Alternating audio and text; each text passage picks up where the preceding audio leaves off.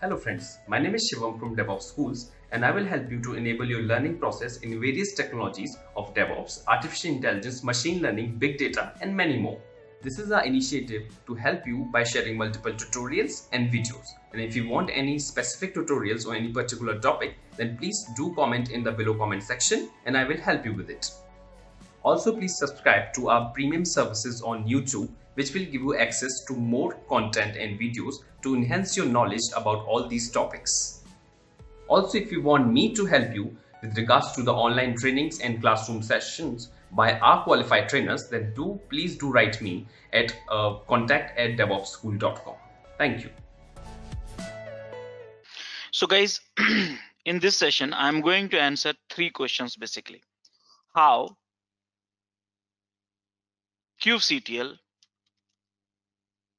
work in workstation? That's one question. Basically, how kubectl connect to API server? That is the first questions I need to answer. Second question is, getting comfortable with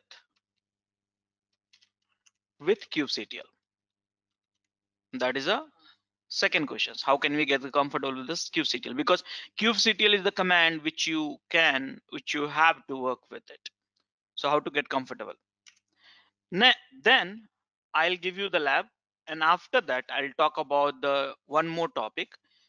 What is namespace and how to work with namespace? Work with namespace. So this is the topic which I'm going to cover before lunch. Post lunch, I'm going to teach you what is pod, how to work with the pod, how to work with pod, deep dive into the pod, deep dive into a pod. So these are the things which we will work with post lunch, and before closing a day we will work with a replication controller also. Okay, I want to finish this today, replication controller. Okay, so these are the topic for the day we have now, and apart from that I'll give you multiple labs also so you can get started. By the way, those who's not having the cluster ready, no need to worry about it. You can use mine. That's okay. We will accommodate that. Okay, and again I think some questions we have in the chat also, so those I'm going to also help you with it.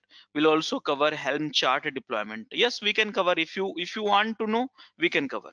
Okay, but I will give you the demo. I will tell you how it is, but lab probably will not be able to give you because we won't get so much of time at that time. Okay, because we have lots of topic already defined. Okay, so please remind me for the topic which you want to cover. Last day we will allocate 2 to 3 hours for this, 2 hours actually at least, for the all the questions which you have, in which you want the quick demo, no lab. Okay, so let's get started with it. How kubectl work with the workstation? So this is the questions which we have to work with it now.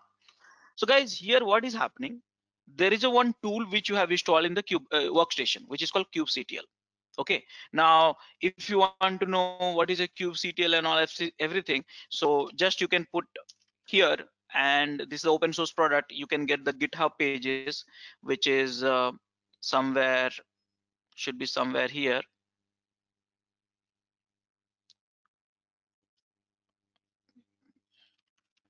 GitHub pages, you can get it here and you can go through this. This is the one. Okay, but in short, kubectl is been used to talk to API server. I have explained you so many times. Okay, this is in the workstation, this is in the node, this is the master. Everyone uses kubectl to connect to API server. So guys, kubectl is a thing in this way. Let me help you to visualize that. Okay, so this is your laptop. Okay, and somewhere here you have a cluster, and this is a master, and this is the API server, and there's another machines here. Multiple machines, are hundreds of machines are there. Now the question is, kubectl is here. how this kubectl will come to know this is the API server, this is the API server HTTP IP address or whatever it is, or this is, or this is, or this is. How this kubectl will come to know? That is the question. So guys, I don't know how many of you have noticed it. You did it actually, but I don't know how many of you have noticed it. By default, I'm saying default behavior. Okay, there's customizations are there. I don't want to introduce the customization right now. Okay, by default, kubectl look for the one file. Which file? So there's one file which they look for is config file. Yeah, this is a YAML file basically. Okay, this is a config file. They look for it, but the question is where? So by default, they look for the user home location slash dot cube. Yeah. So guys, this is the default locations for this file. So they look for this file, and if this file is there, they look for the content of the file and decide where is the API server. Is this the one, or here, where exactly the API server is? Every information you can get in the config file. Okay, so that means config file is a place where we configure, mind it, config file is a place where we configure multiple API server, multiple API server. Okay, so that is the question. So how kubectl work in the workstation? You have to install kubectl, then you need to have a config file. Now, if you have set up the workstation in the previous section, you know that you blindly, maybe some of you might have run blindly, some of you might have run with a logic, but you know that you run some command which was doing the kubectl. Let me remind you here. This is the command. Actually, we are doing nothing but you are copying this config file content which was generated by init process admin.config, and you copied here, and then you're able to run all the commands because of this file only. So this file is being generated by init process. This file is generated by init process. Just a second, guys, give me 1 minute. I'm getting coordinator call. This Sorry. conference will now be recorded. Yeah. So guys, so the question was, this file is being created by init process, and then it's being stored here while setting up the workstation. So this is the file. Now you know what? This file contain few things. Now before me talking about what is the few thing inside the content of the config file, I should know how kubectl connect is one thing, get authorized, authorized and authenticated, okay, to API server. That is the important questions you should know. How authorized and authentication both. Authentication means how to log in, and authorize means who should be logged in. Okay, so that is done by, authentication is done by, in this case, certificate. Now how certificate authentication work, I would request you to look in offline hours. Okay, and authorization is done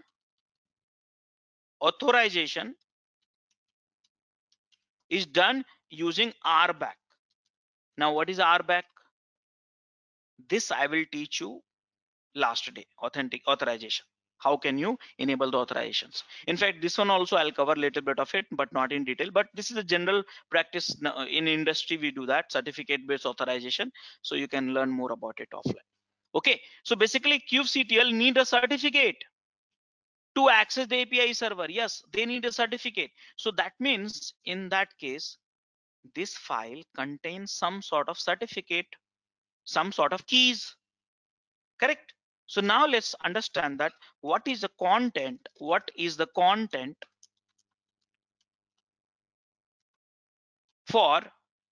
config file. So guys, the content of this config file is divided into multiple sections. Let me tell you, it's a YAML file. So it has some sections in the form of list. So here one of the sections which we have is a clusters. I will put the S in a bracket. Clusters means it's a section. Okay, inside that you may have a multiple cluster. Cluster 1, okay, cluster 2, cluster 3, cluster 4, and these clusters 1, 2, 3, 4 will represent the IP address of API server. Okay, something like this: HTTP IP of API. Okay, so this will be containing the IP address of API server. Okay, so guys, here you see that I declare this number of clusters. So in a real time, you may be working with a multiple cluster, dev cluster, QA cluster, productions cluster, this cluster, that cluster. You may be working with a multiple Kubernetes cluster. Okay, but this is the pattern which you will find in the config file. Okay, config file, that's important. After that, see, you need a certificate, right? And users and certificate. So for that, after that, you need a list of users. So here just listing the users actually. So here user 1, user 2, user 3, like that. N number of users you may have it, because for different cluster, different user, right? So here you have a keys plus certificate. This is the things you will have it. Okay, keys and certificate. Now the problem here is, in this config file you have a section called clusters. Multiple clusters are there. You have a section called users. Multiple users are there, but the question is, which user belong to which cluster? That is a problem. So for that, to solve that problem, we have a contexts. Which context? So here you declare the context 1, something like this. Let me show you here. Context 1, context 2, context 3. Context is basically conceptual stuff where you merge that cluster 1. This cluster has a user which is called user 3, like this. This is the combination you created. This cluster 2, cluster 3, and you have a 2, 1. This is the combination. Okay, so it's very beautifully designed in this file. So this file you can use for working with multiple clusters. Okay, so now if you want to use this cluster, this context, that means this cluster and this user will be selected. You have to remember this name. But if let's say you want one cluster to be default, let's say you have a 3 context right now, and you want one context to be default, then you set the current context. Current context means you don't have to specify, that will be taken by default. And then you define, okay, let's work default with this one. If you want to work with any other context, you have to specify over the command line the context is equal to this name, or if you want to have a default one, this one.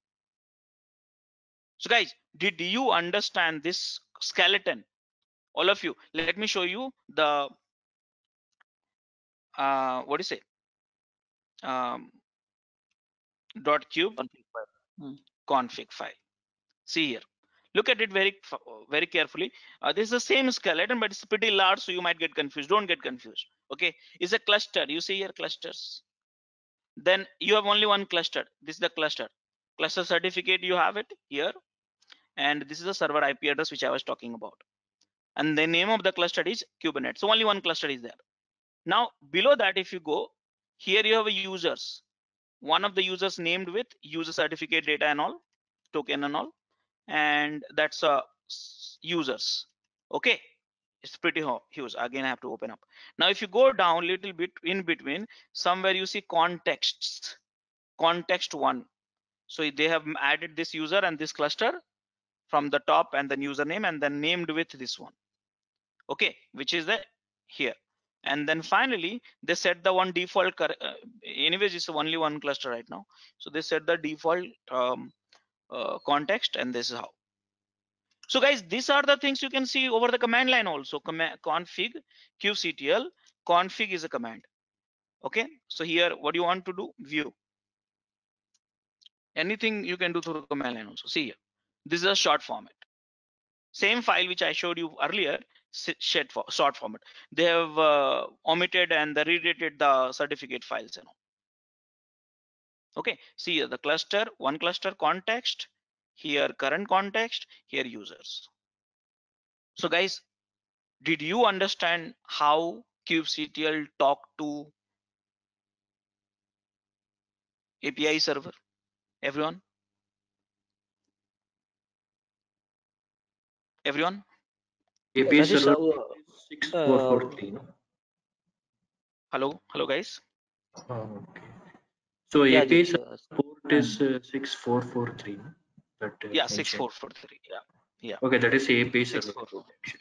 Yeah, Oh, thanks. yeah, that's Rajesh, API here, server. yeah, why do you need multiple users here? Is it like it is managed by the admin now? So that one user should be enough, right? What is this No, users you here? forgot the thing. You forgot the thing. I need a multiple user, not for the one cluster for myself. I have a multiple cluster, no? You may have a Okay, multiple cluster. okay. If it is for single cluster, single user. Single user, but I mean, see, you're an individual. For one cluster, one user will be there. But you are managing 4 clusters. So you'll have 4 users, right? Okay, right, got it. Yes. So like that. Okay, guys. So now this is done. Now next question is getting comfortable with kubectl. So if you guys, I'll tell you the tricks, and the tricks is very simple. If you really want to get comfortable with the kubectl, then you say I don't know anything. I don't know anything more than kubectl command. That's all. So look at my screen the way I'm learning myself. Okay. So I don't know anything. What is the options we have in kubectl? So kubectl, enter. Okay. These are the commands you get it here. Okay, I'll just make it little short because I want to show you the full view. Okay, so now I think this will be screen coming on the full screen. So okay, I don't know anything and I got to know immediately so many commands are there. And if you analyze these commands, okay, if you analyze these commands somewhere from here, right? Yeah. Okay, if you analyze these commands, see here, they have divided into basics command, and then for a beginner, basics command for intermediate, and some deployment commands. If you're admin, cluster admin, then these are the commands. If you want to troubleshoot, these are the commands, and some of the advanced commands, some of the setting commands, some of the other commands. Well-defined commands, they have it. But first, I want to know first thing. Am I able to talk through the kubectl to API server? Is it accessible? Am I having that all this stuff? So first, what I will try, guys, I will look out for the code, look out for the commands which will help me to find out how can we connect. So here I see clustered info. So this clustered info command will give me the I'm able to connect to the cluster or not. Again, you have to be a little bit slow, read it, don't rush. This is the ultimate learning, so you have to do that here only. Okay, so yep, it's running. I see that. Okay, So Rajesh, one more everything. question. It is like a root, any user we can access. Like you are in CentOS user. Docker we will use root actually because it will throw some either. Kubernetes is like kind of anything is there to No, that's check. what I answered these questions in the previous session. No, whether Oh, you are a root or whether you are a normal user, I don't care. kubectl don't care. kubectl, any user, mind it here, again I'm repeating, any user you are, I don't care. kubectl don't care. They will read this oh, file. Do you have that file? That's all. Are you getting my points or not? yeah. Yeah, so this file has to be there. Whether you are a root normal user, I don't care, because kubectl uses this file. And this file, how do you get it? How do you get it? So actually you get it if you remember, you run these commands. These are the small Linux command. You run it, and now this command you use using any user, that user will become a Okay. right. Got Yeah. it? Yeah. Okay. So guys, here I was trying to learn kubectl. So I got to know, okay, fine. I got to know there's one command which I can run it to get to know whether I'm able to connect to the default Kubernetes cluster or not. Wonderful, it's working fine. But you know, one thing I want to know, what do you want? Remember the rule of what do you want? If you remember the rule of what do you want, so you want pod, you want replication controller. What do you want? I think somewhere I have written, in day4.txt. is it?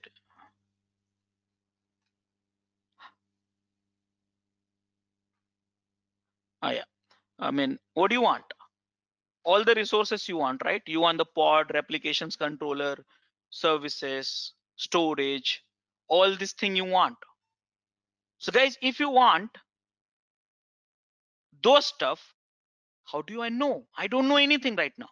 How do I know? So what I will do, I will read that.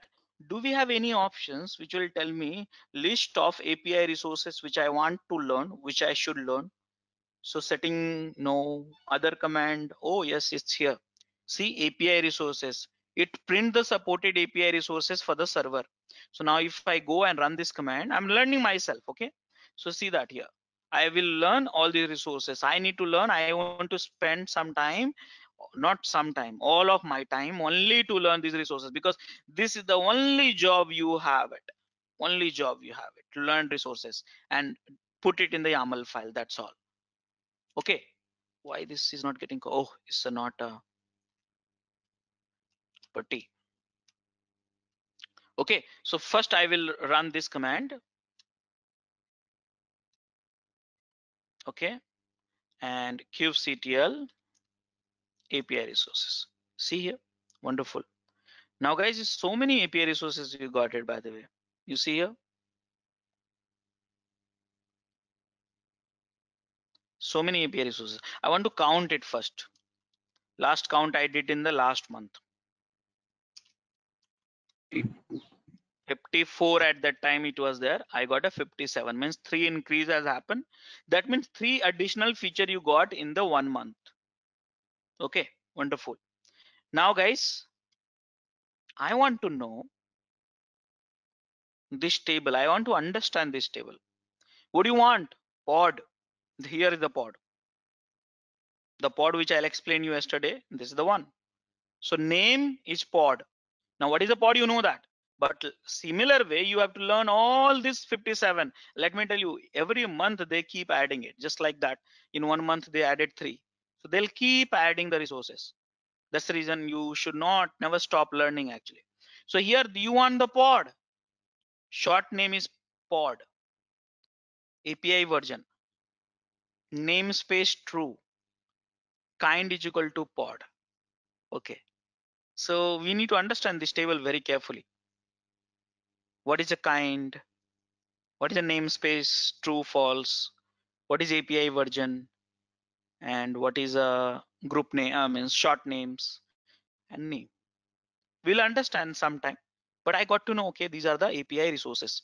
These API resources is lying at API server. I repeat, this API resources is lying at API server.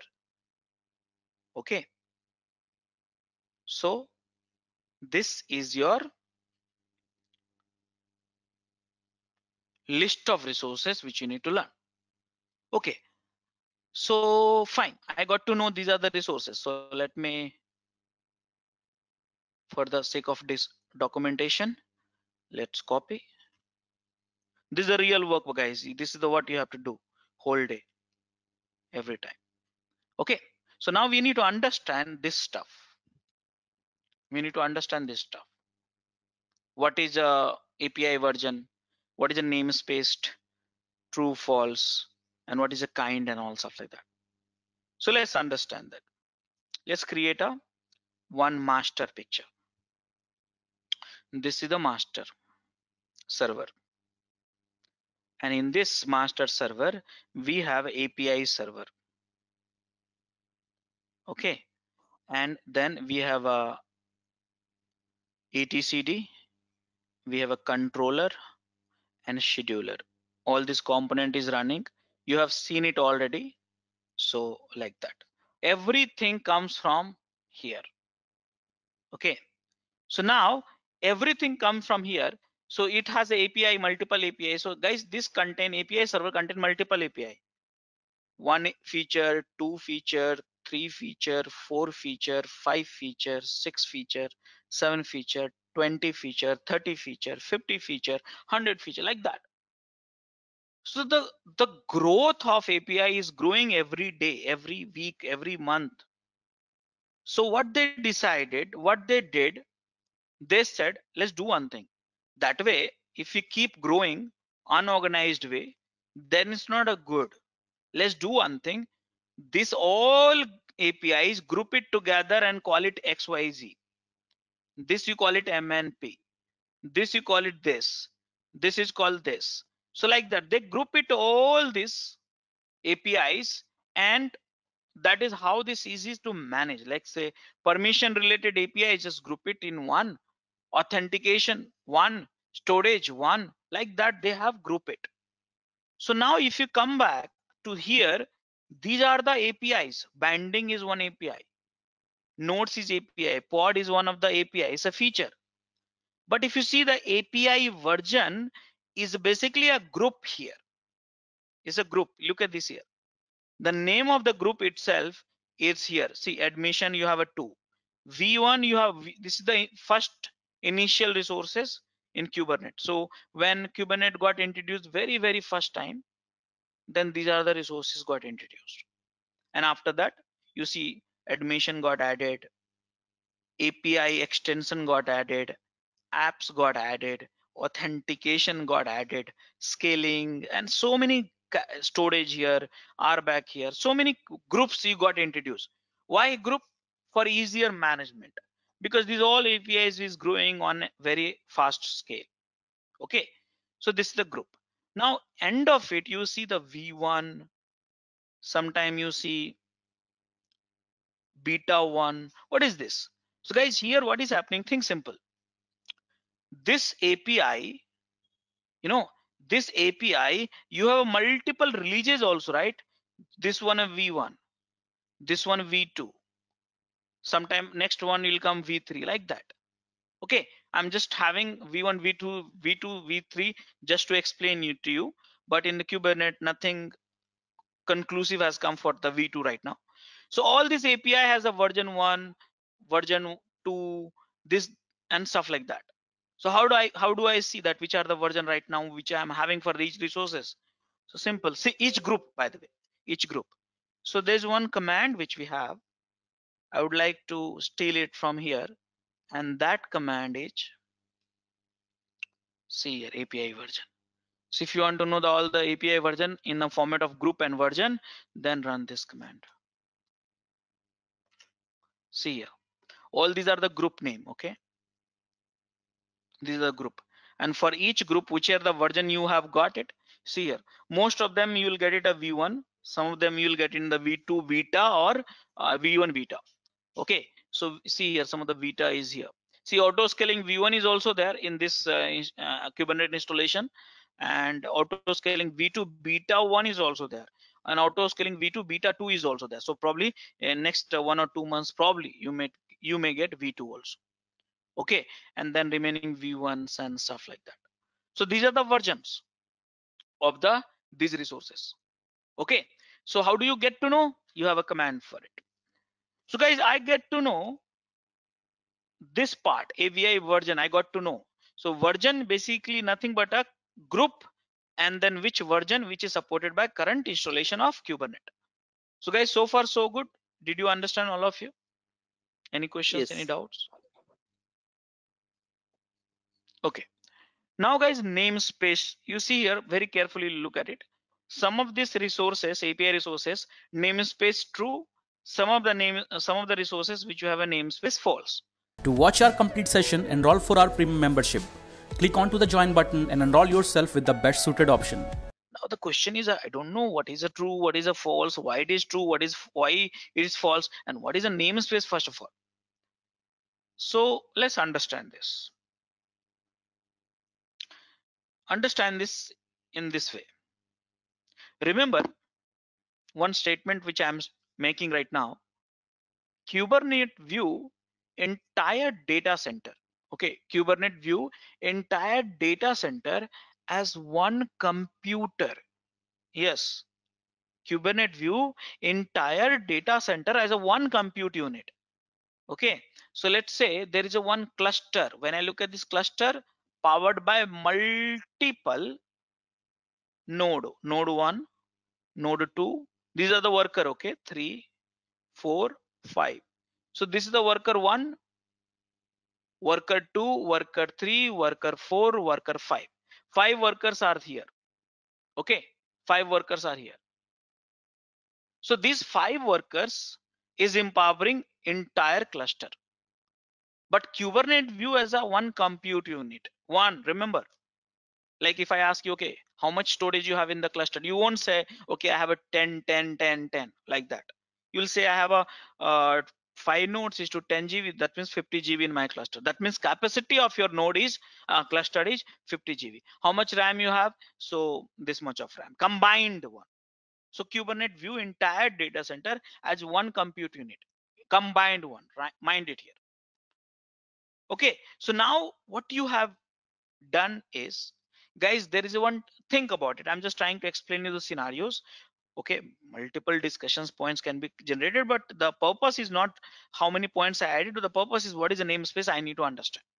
Okay, so here namespace, to be understood well, let's have the two teams, team A, team B, or product A, product B.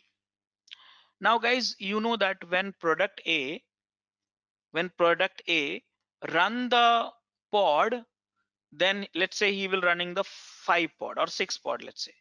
So he run 1 pod, second pod, third pod, fourth pod, 5 pod, 6 pod. Now you know that scheduler, the job is to equally divide the allocate the the job work to the pod, I mean node, correct? You know that. So how come you got 1 1 1? See, this node you got 1 2, this node 1, and rest of the node also you got 1. Who decide this one? You know that very well. Scheduler decide. Scheduler has certain logics which they apply. You can impact that logic also, but right now I don't want to get into that. Okay, so like that, B team also, when they deploy their own pod, so they deployed their pod equally on the each node. So far so good, right? One cluster you have it, you created a pod, and A team, A product, a B product, they also created a pod. So far so good, right guys? Any questions so far?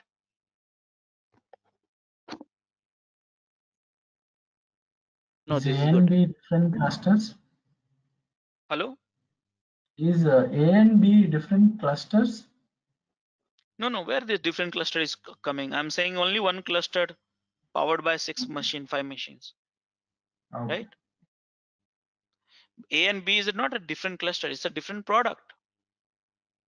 Okay. That's what I'm trying to tell you, right? Guys, are Okay. you getting confused with my discussion? No. Okay, so now guys, we have a product A, product B, they deploy their pod.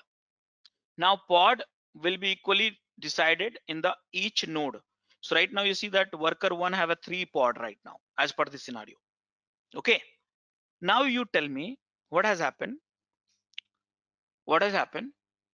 Product A's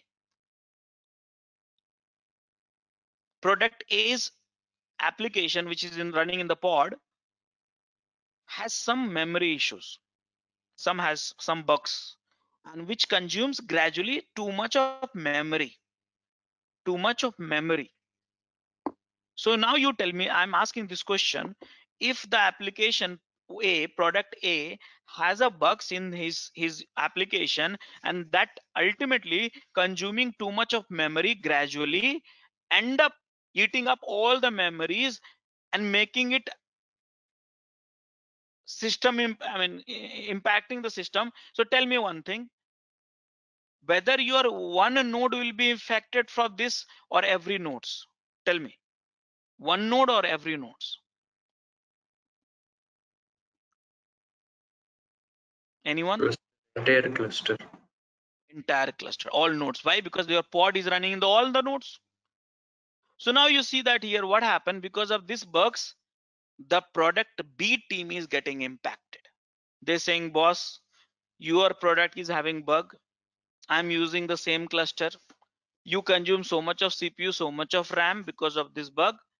My system, my application is down. My customers are complaining about this. That is the one incident. Second incident, what has happened? Product B team has access to the cluster. So by mistake, what he did, he deleted some of the pod of the or some of the resources of the product A by mistake. So now team product A is complaining. So basically here the idea what I'm trying to build in your mind is there is only one cluster for each organization, one cluster. But you have a multiple product, multiple team, multiple department. So how can you work together and without impacting to each other? Without impacting to each other.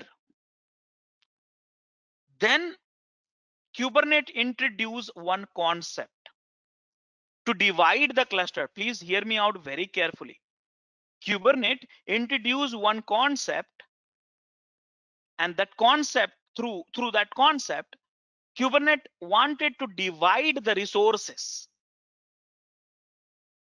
for each product, each department, each team, whatever it is.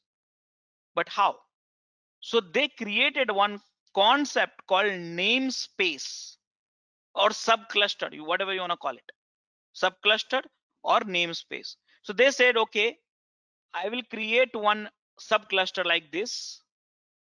Okay, I'll create one subcluster like this, or we call it a namespace. And no one, mind it, no one can create resources in the cluster, but everyone has to create a resource at a subcluster, which we call it a namespace. So now product A will run the pod in this cluster, in this namespace. Product B will run all of each pod in his namespace. And at the namespace level, you can set what is a total maximum RAM you can use it. So let's say whole cluster you have a 30 GB RAM.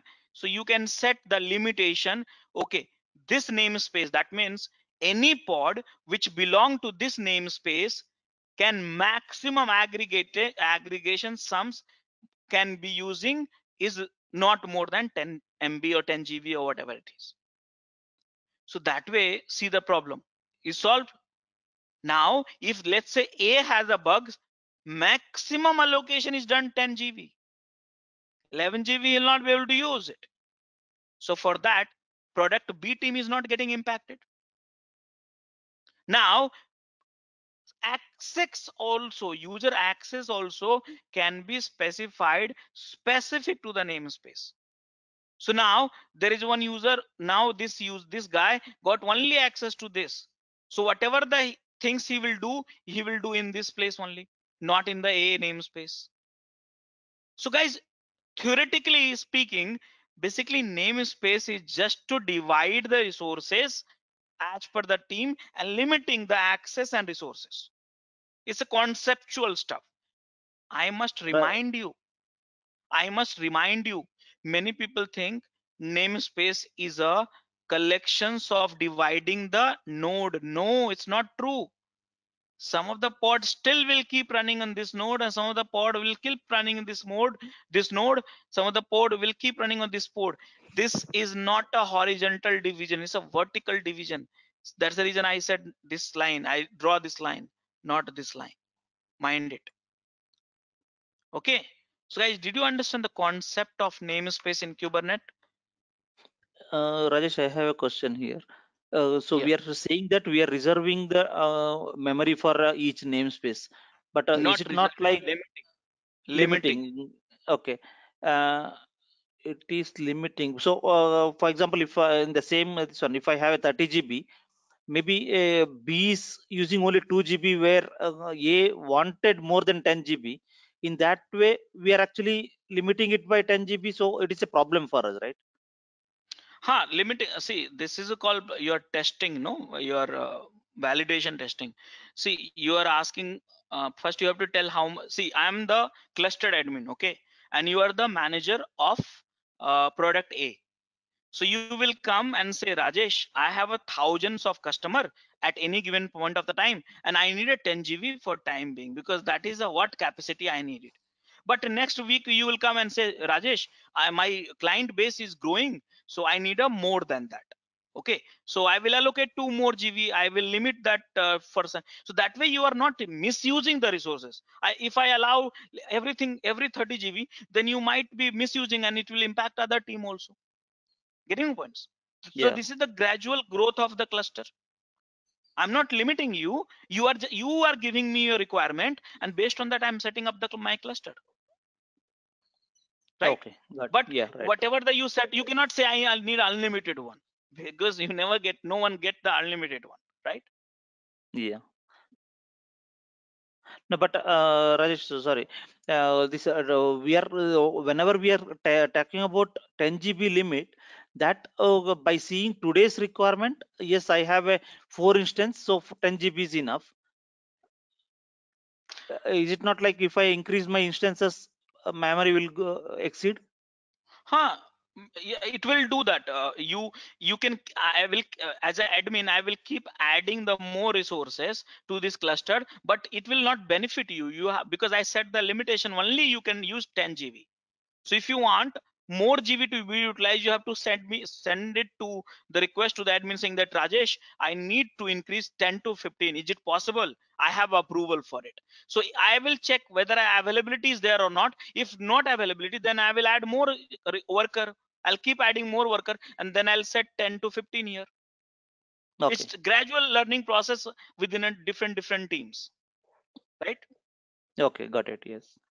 It's like we're setting the condition for the pod which is creating in the namespace A or namespace B. It's like that only. Yeah, namespace is just a isolation. It's not like a Oh, physical drawing and something like that. It's just whenever you create a pod, you belong to some namespace, and through that we monitor that how much RAM you have consumed, how much CPU you have consumed uh, for the pod which belong to this namespace. So you see, it's like a bucket. I'll tell you this bucket. I think I discussed somewhere else also today. A pod was is also bucket, right? Remember, pod was a bucket for the container, and the namespace is a bucket for the pod. Got it? so like we are setting the default for each pods using the namespace, like default. Yeah, you can set, you can limit that. Yeah. Okay. Okay, guys. So now what is happening? You know what has happened? What has happened? What has happened is then product. So we created a namespace. Okay, think about it. So we created a namespace for the product A, product B. By the way, you might have forgotten that to manage the server also, to manage the cluster also, Kubernetes cluster, we are running multiple pod, like a API server, scheduler, controller, and all stuff like that. These are nothing but the pod. We are running the pod. So those pods will belong to which namespace then? Then for the Kubernetes, what they did, they created one system namespace. Yeah, by default, system namespace, and all the system related pod they are running in it. Then community started saying that, okay, what about those people who belongs to no namespace? There should be some default namespace. Then Kubernetes created a default namespace by default also. Then community talk about, okay, what about the pod which is common for the multiple product and no one wants to host it because of a number of reasons, security, this, that, and all, permissions and all. So then Kubernetes created one more namespace by default and they call it public namespace. Then admin like me, let's say I'm an admin, I'm administrator of the Kubernetes cluster, say, boss, I also want to run the pod, but why? I want to extract the logs, I want to monitor the CPU, RAM, this, that, and many other things. I want to do that. Maintenance work, I want to do that. And for that, I want to run the pod. So where I will run those pods? Then Kubernetes created one more namespace and which is called node specific namespace. So guys, you see here node, public, default, system. These are the namespace which got created, and custom also you can create it. At the namespace label, you can set the permission and limitation, and accordingly Kubernetes will respect that. Let me recall this statement again and again. I am saying namespace is a vertical isolation of the vertical division of the resource, cluster, not horizontal. That means you cannot say, okay, I will create a namespace with the 3 nodes and I will create another namespace with the 2 nodes. This is the odd and wrong statement. Okay, I hope you clear. Look at this image. This all resources is for belong to all the namespace, so that way. So I want to know those namespaces where it is. So guys, kubectl get ns. See, these are the namespaces I was talking about. Default, you can create as many you wanted. Default, node, public, and system. Now you want to know that get pods -n is equal to kubesystem.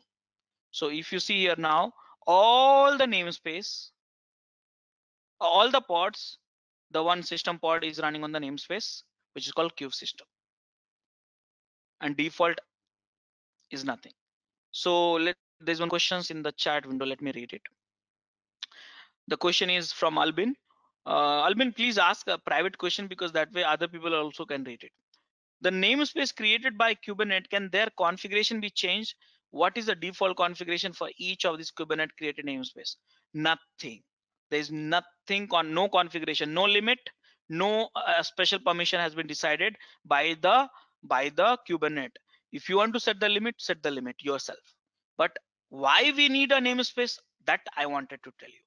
Okay, so from the Kubernetes side, there's nothing has been done. Yeah, default all the pod which belongs to no other namespace, but it will belong to the default one. So that is how it is. So guys, if I look at this page now, then I got to know these are the resources which is you have in the API server. In short name, you can call it version and grouping, we have it. And now you see that some of the resources here, look at this here. Some of the resources you can only create in the namespace. Please hear me out very carefully. Some of the resources you can only create in the namespace. So that's the reason we have a true, like a pod. You can create only in the namespace. So it's a true. But some of the resources you can create at the cluster wide. For example, which resources here we have a cluster wide? Tell me. Which resources we have in the cluster wide? Tell me. kubeadm. No. Resources. API resources. Guys, node is a cluster wide, right? This node belong to the all the clusters, right? I mean entire cluster, right? See here, correct now? Okay, so any nodes, so here you see, where's the node by the way? I can't locate it by the way. Oh, node namespace next to namespace. Yes. See here, namespace false. Why? Because node cannot be a part of the namespace. I repeat, node cannot be a part of the namespace. Node has to be at the cluster wide, but pod is a part of the namespace. Okay, so guys, this is the table. Now last one which we have is kind. What is a kind? So kind is basically, this is a very case sensitive. Okay, case sensitive. So kind is something when you want pod, because you know the pod I am talking all the time, pod. If you want the pod, so you have to mention in the YAML file. So YAML file you have to tell what do you want. So this P in capital OD, you have to mention kind I want the pod. Which version you want? V1. So then you will get a pod. So you have to declare it. So how to declare it? With the help of the kind. This I will teach you in some time. Okay. So guys, we have understood so far which are the commands we need to run to get understanding of this. So these are the commands I run, guys. So you can check it out. I'm putting up in the day 4 notes at the end of it. Okay. So this is the command I run. So let me recap the stuff. I wanted to discuss with you how the kubectl works in the workstation. I wanted to get you comfortable with the kubectl. I wanted to get you comfortable with namespace concept. Now finally work with namespace. So from now onwards we will work with the namespace. Okay. So the question is not only namespace, guys. I'll show you the magic formula. How to work with API. Remember, you are working with API now. API server, you'll send the request and request for the API. So guys, you tell me, some of you might be a developer in this community, in this group. So tell me, if you have an API, one API, it can be public or it can be private, internal also. What do you do with the API? Tell me, what do you do with it? Everyone.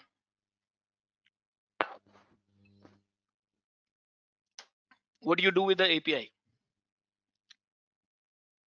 Everyone, It is can you used hear to me, guys? Send interact with the commands. server. Someone said what command?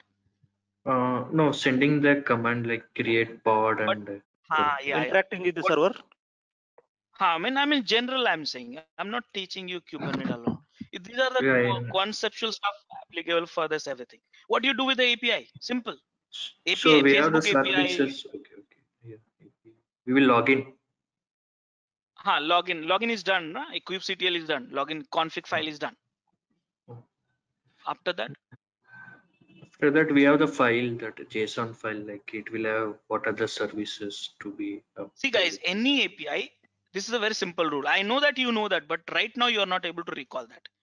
Any API in the whole world, okay, any API, whether it's managed by Kubernetes or managed by something else, public Facebook API, Flipkart API, Amazon API, whatever it is, I don't know, I don't care. But we do simple CRUD. That's all. Any API. Okay. In simple way, I think I'll put it in this way. Have you heard about the get, put, post, delete, all this thing? Remember? They're HTTP methods. It's not HTML. API itself is a HTML website. I mean, URL endpoint, right? So you do something like that. CRUD. Typically, we say CRUD. What do you want? So I want to create. I want to read it. I want to update it. I want to delete it. That's all. Any API. I'm not teaching you alone only Kubernetes. Understand that. This is everything you do, guys. Here, you create you request for the API to create these resources, or read that resources, update that resources, delete that resources. In other way, you say get, put, post, delete, whatever it is. Okay. Now you see, if you want to see that everyone is hitting to right now, this is a log. Actually, I'm showing you the log. Look at this here. Get.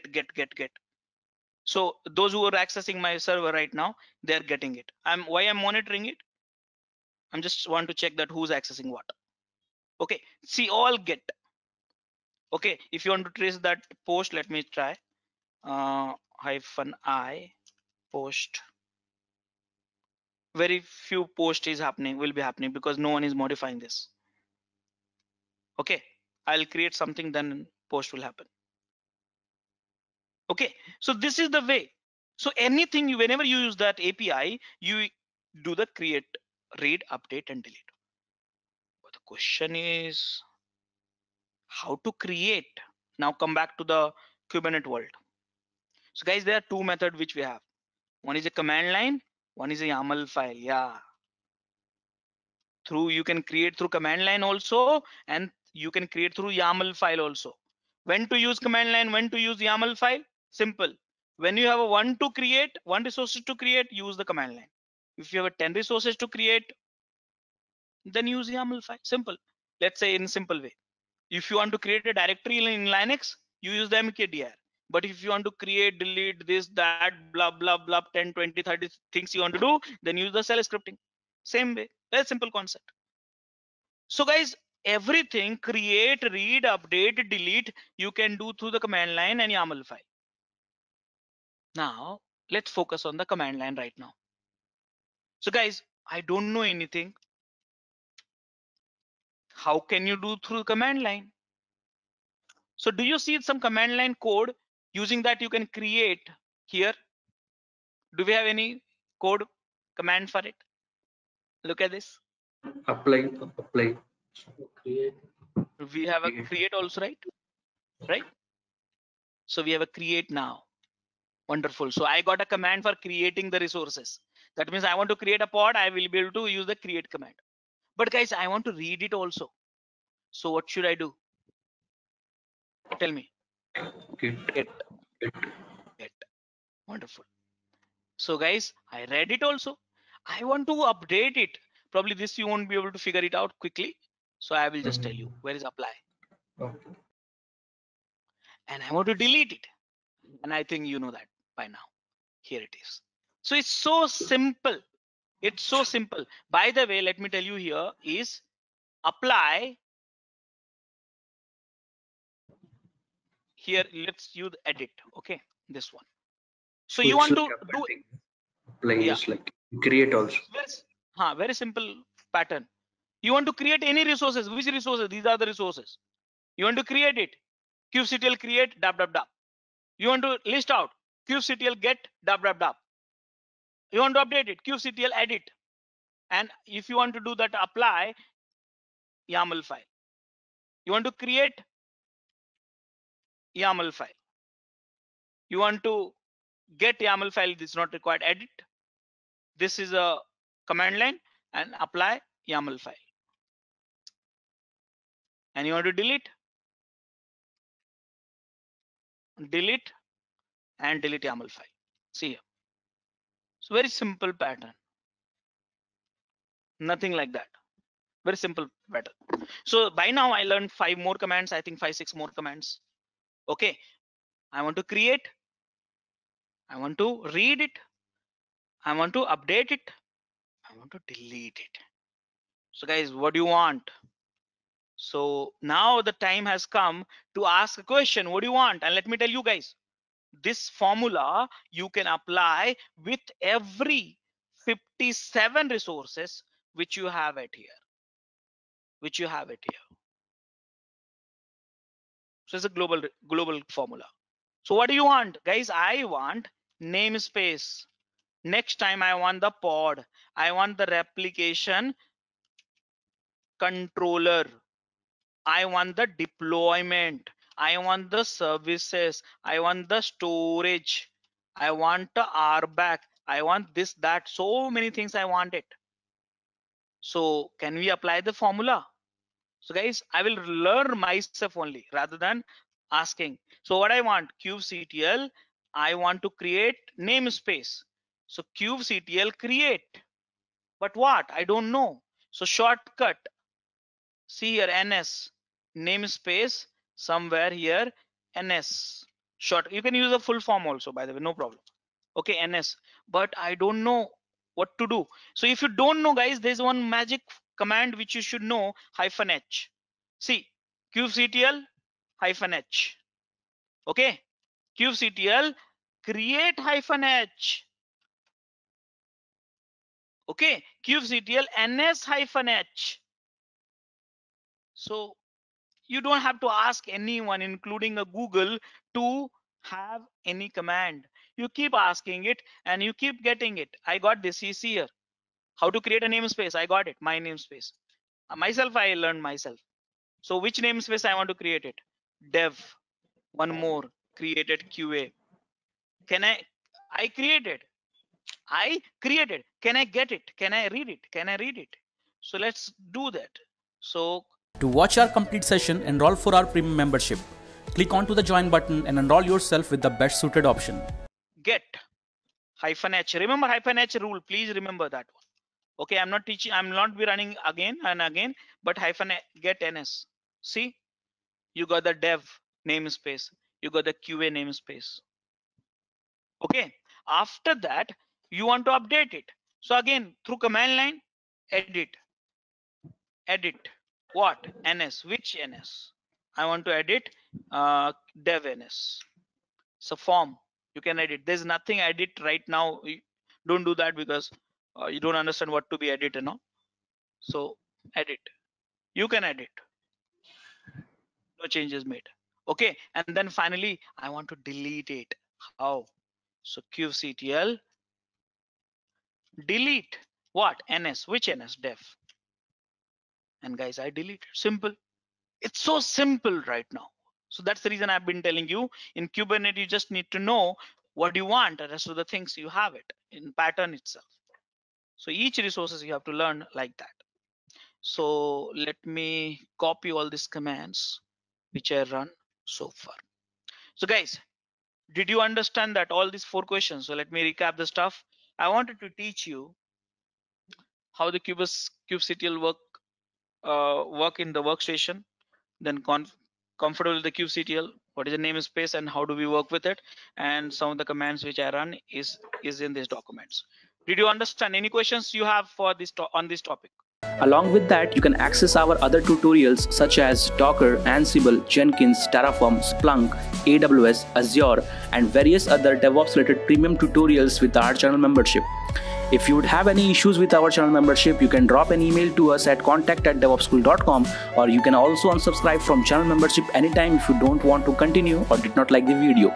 To get our channel membership, click onto the join button, select the 399 plan and grow your skills immensely. Please be kind enough to like it, and you can comment any of your doubts and queries. We will reply to them at the earliest.